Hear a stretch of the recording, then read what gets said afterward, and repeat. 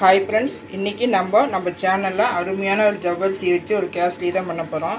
நம்ம ரவா கேசரி, சேமியா கேசரிலாம் சாப்பிட்ருப்போம். நிறைய ஃப்ரூட்ஸ் வச்சும் கேசரி சாப்பிட்ருப்போம். ஆனால் இந்த மாதிரி வெறும் ஜவ்வரிசி மட்டும் வச்சு நீங்கள் செஞ்சு பாருங்கள். ரொம்பவும் சூப்பராக, ரொம்பவும் நல்லா இருக்குது.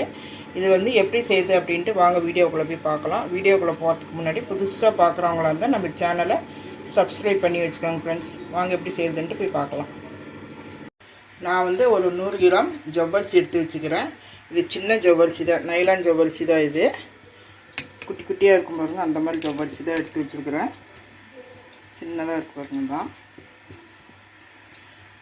மாவு ஜவ்வரிசி இருக்குது, நைலான் ஜவ்வரிசி இருக்குது. அந்த மாவு ஜவ்வரிசி இட்லிக்கு போடுறது. இது பாயாசம், கேசரி இந்த மாதிரி செய்கிறது. இப்போ தேவையான அளவு திராட்சை முந்திரி எடுத்து வச்சுருக்கிறேன். இப்போ கடாயில் ஒரு 2 ஸ்பூன் நெய் ஊற்றிருக்கேன், அடுப்பத்தை வச்சுருக்கிறேன்.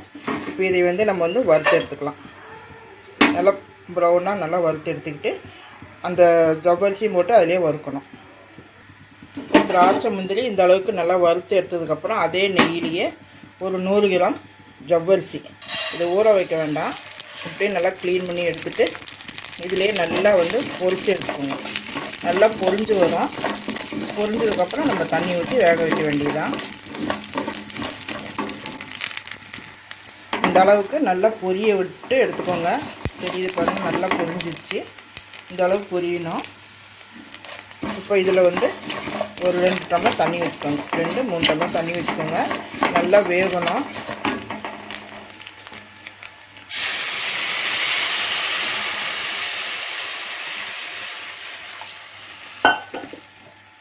நான் 2 டம்ளர் தண்ணி ஊற்றி வச்சுக்கிறேன்.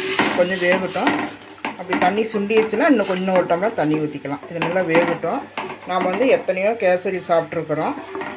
சேமியா கேசரி, ரவா கேசரி, பைனாப்பிள் கேசரி, மேங்கோ கேசரி, என்னென்ன ஃப்ரூட்ஸ் இருக்கோ அதெல்லாம் போட்டு கூட கேசரி செஞ்சு நம்ம சாப்பிட்ருக்கோம். ஆனால் இந்த மாதிரி ஒரு ஜவ்வரிசி மட்டுமே யூஸ் பண்ணிவிட்டு நம்ம கேசரி செஞ்சு சாப்பிட்லாம். இது ரொம்ப நல்லாயிருக்கும். இது நல்லா வேகட்டும். இந்த அளவுக்கு ஜவ்வரிசி நல்லா வெந்துருச்சு. இங்கே பாருங்க, கெட்டியாக ஆயிடுச்சு. நான் ஊற்றுனா 2 டம்ளர் தண்ணியும் கரெக்டாக போயிடுச்சு. இப்போ இந்த டைமில் நம்ம 100 கிராம் ஜவ்வரிசி எடுத்துருக்குறோம். அதுக்கு 100 கிராம் சர்க்கரை மட்டும் போட்டுக்கலாம். உங்களுக்கு ஸ்வீட் அதிகமாக வேணும் அப்படின்னாக்கா நீங்கள் இன்னும் கொஞ்சம் கூட சேர்த்து போட்டுக்கலாம். இது கரெக்டாக இருக்கும் 100 கிராமு. இன்னும் கம்மியாக வேணும் அப்படின்னா நீங்கள் இன்னும் கொஞ்சம் கம்மியாக போட்டுக்கலாம். இப்போ சர்க்கரை நல்லா கரையிட்டோம். சர்க்கரை போட்டோன்னே நல்லா ஒரு இலக்கம் கொடுக்கும். நல்லா கலந்துட்டு இதில் நீங்கள் விருப்பப்பட்டால் கொஞ்சமாக கலர் பொடி, கொஞ்சமாக ஒரு பிஞ்சு தான் போட்டிருக்கிறேன். விருப்பப்பட்டால் போடுங்க, இல்லைன்னா வேண்டாம், அவ்வளோதான் போட்டிருக்கிறேன்.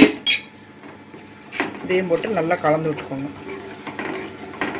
சர்க்கரை நல்லா கரையிட்டோம். அதுக்கப்புறம் நம்ம வறுத்து வச்சுக்கிற திராட்சை முந்திரி, ஏலக்காயெல்லாம் போட்டோம்னா கேசரி ரெடி.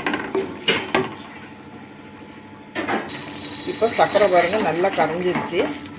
இப்போ நம்ம 1 ஸ்பூன் ஏலக்காய் தூள் போட்டுக்கலாம். நான் சர்க்கரையும் ஏலக்காயும் நல்லா பொடி பண்ணி வச்சுருக்கிறேன். அதை தான் போடுறேன் நான். நீங்களும் இந்த மாதிரி பொடி பண்ணி வச்சுட்டிங்கன்னா அவசரத்துக்கு நம்ம அப்பப்போ செய்ய வேண்டியது இருக்காது.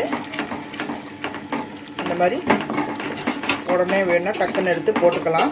இப்போ நம்ம வறுத்து வச்சுக்கிற திராட்சை முந்திரி இதையும் போட்டு கலந்துடலாம். அவ்வளோதான், அருமையான ஒரு ஜவ்வரிசி கேசரி ரெடி ஆயிடுச்சு. செய்யறது ரொம்ப ஈஸி தாங்க. நம்ம ஜவ்வரிசி ஊற வச்சு நம்ம வேக வைக்கிறதுக்கு வறுத்து போட்டோம்னா சீக்கிரமாக வெந்துடுது, ரொம்ப குயிக்காக வெந்துடுது. அவ்வளோதான், சூப்பராக ரெடி ஆகிடுச்சு. நல்லா அருமையான ஒரு ஜவ்வரிசி கேசரி செஞ்சாச்சு. நீங்களும் இதே மாதிரி செஞ்சு பாருங்க ஃப்ரெண்ட்ஸ். ரொம்ப நல்லா இருக்குது. இதே நான் போட்டுக்கிற அளவுகளோடையே செய்யுங்க. 100 கிராம் ஜவ்வரிசி, 100 கிராம் சர்க்கரை, கொஞ்சம் திராட்சை முந்திரி, ஏலக்காய், கொஞ்சம் 2 ஸ்பூன் நெய் தான் ஊற்றுனேன். ரொம்ப சூப்பராக வந்திருக்குது. நீங்களும் இதே மாதிரி செஞ்சு பார்த்துட்டு எப்படி வந்திருக்குன்னு கமெண்ட் பண்ணுங்கள். இந்த கேசரி பிடிச்சிருந்துச்சின்னா ஒரு லைக் மட்டும் பண்ணுங்கள் ஃப்ரெண்ட்ஸ். மீண்டும் அடுத்த வீடியோவில் சந்திப்போம். நன்றி, வணக்கம்.